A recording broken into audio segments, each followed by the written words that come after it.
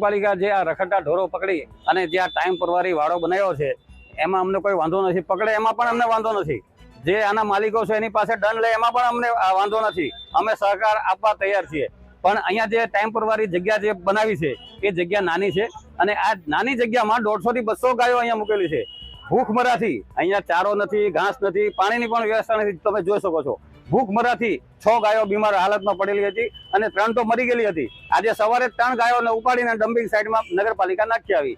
એટલે મારે તો આ સરકાર અને સત્તાધીશોને એ જ કહેવું છે કે તમે હિન્દુત્વના નામે સત્તા ઉપર બેઠા છો, ગાયોનું પૂંછડું પકડીને સત્તા ઉપર બેઠા છો અને આજની તારીખમાં ગાયો દુઃખી છે, અમને પણ દુઃખ થાય છે। અમે અમારી આખી જિંદગી ગાયો માટે કુરબાન કરી દીધી, હજારો અને લાખો દુશ્મનો પેદા કર્યા છે આ ગાયો માટે, અને જો અમારી સરકારમાં આવું થતું હોય તો એ દુઃખની વાત છે।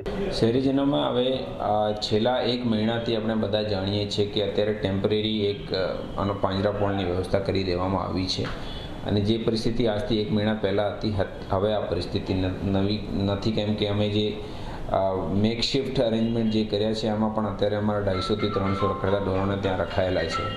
સાથે સાથે નવા પાંજરાપોળનું નિર્માણ પણ થઈ રહ્યો છે। કેટલ પોળનો પ્રોપર એક સારું કેટલ પોળ જેમાં 1500 થી વધારે રખડતા ઢોરો એક સાથે રહી શકે છે, આની કામગીરી પણ પૂર્ણ જોરશોરમાં ચાલી રહી છે અને આવતા લગભગ 2 મહિનામાં જે છે આની કામગીરી પણ પૂર્ણ થઈ જશે।